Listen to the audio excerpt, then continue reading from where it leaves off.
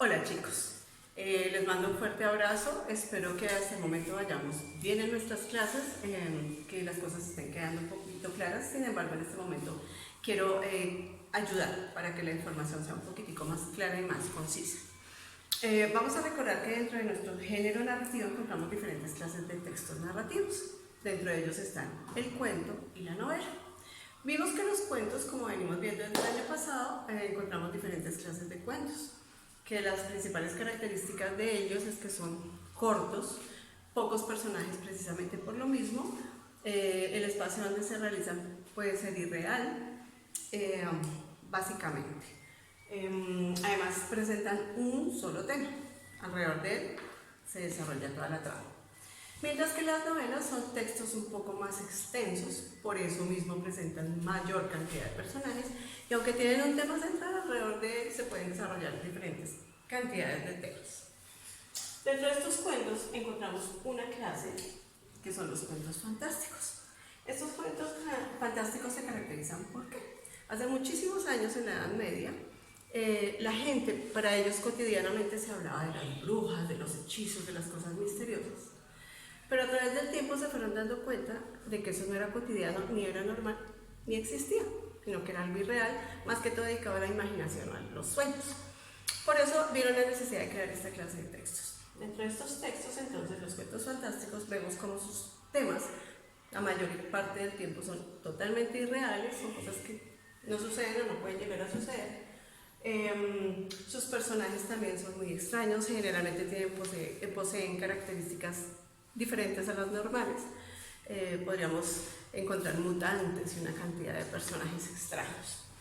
Y pues los espacios son de la misma manera, son espacios diferentes. Por ejemplo, uno de los ejemplos de estos personajes, por ejemplo, pueden ser los hobbits, que están muy de moda, que son personajes que son pequeñitos, de una estatura muy baja, que una de sus características es que tienen mucho pelo en los pies, son personajes muy sedentarios y que prácticamente permanecen comiendo y bebiendo. Dentro de los espacios encontramos, por ejemplo, los viajes de Gulliver, donde encontramos que también se desarrolla supuestamente en un lugar llamado Lilliput, que es como una isla, donde todos sus personajes son pequeños y por ende el espacio exactamente es de acuerdo a sus personajes. Por otra parte encontramos la novela. Ya dijimos cuáles son las principales características de la novela, y dentro de esta clase de textos encontramos las novelas de misterio y las novelas policíacas. Son muy similares. De hecho, también los cuentos fantásticos y las novelas de misterio tienen alguna clase de similitud. Dentro de las novelas de misterio, nos damos cuenta que su principal objetivo es resolver un enigma, un misterio, mientras que las policíacas generalmente es resolver un asesinato o cualquier clase de crimen. Dentro de los cuentos encontramos entonces como personajes principales, porque puede haber cualquier cantidad de personajes por ser una novela, encontramos el investigador, que generalmente se va haciendo investigador a medida que se va dando la trama, no es un personaje cuya esa sea su profesión.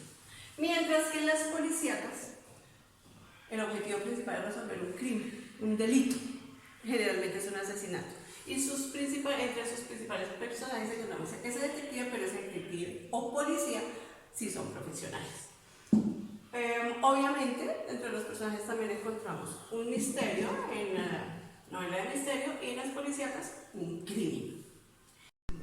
Entonces, dentro de estas novelas de misterio encontramos dentro de sus personajes un misterio y un criminal.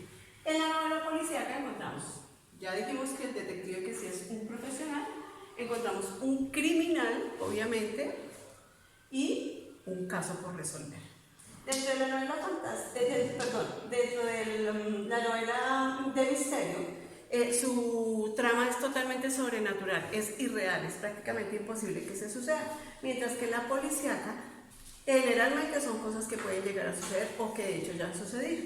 De hecho, estas novelas policíacas empiezan cuando ya el crimen está cometido. Aquí en cambio vamos resolviendo y se va presentando todo a medida que va sucediendo. Básicamente estas son las características de nuestro cuento, novela y clases de novelas. Ahora los invito a que observen el resto del video para que puedan aclarar y despejar algunas dudas que tengan. Si de todas maneras les queda alguna inquietud, saben que se pueden comunicar conmigo y ya saben por qué medio.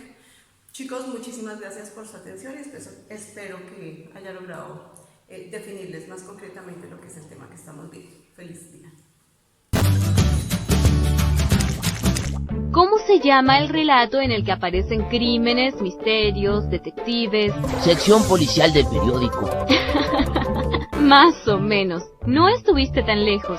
Se llama relato policial. ¿Dónde se ubican los personajes de este tipo de relato? En la ciudad. Bien, ¿recuerdan que en la clase de historia vieron la revolución industrial en Inglaterra? Sí.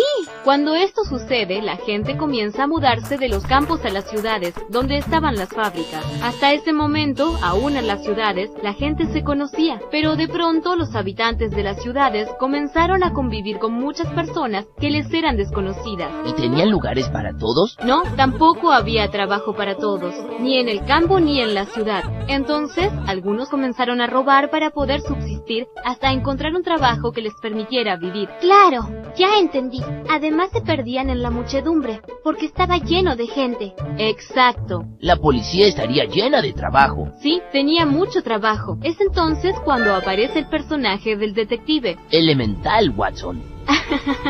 Es verdad.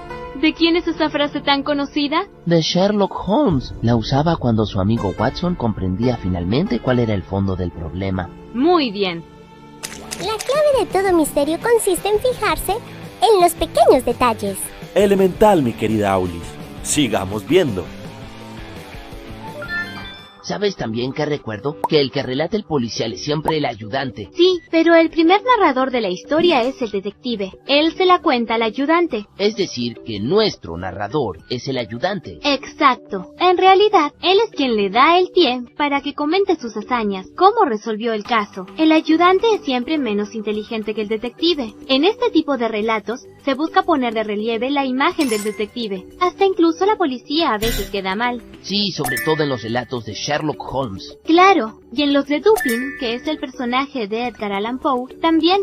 Este autor fue el primero que dio a conocer este tipo de historias. ¿Hay otros detectives? Sí, ya te dije Dupin, pero nunca aparece el nombre del ayudante. El padre Brown y su ayudante Flambeau, de Chesterton, Poirot y Mr. Hastings, de Agatha Christie. Hay muchos. Entonces, volviendo sobre lo anterior, el ayudante se convierte en narrador. Claro, es el que lleva al lector dentro de los pensamientos del detective. El efecto para los dos es el mismo. Quedan asombrados de su inteligencia. Tengo una duda. ¿Todos los detectives tienen ayudante? Los de policial de Enigma, sí. Ah, ¿hay más? Sí, está también el policial negro. Mira, principalmente lo que cambia es el personaje del detective. Tú dime las características del detective del policial de Enigma y yo te digo las del de policial negro por oposición.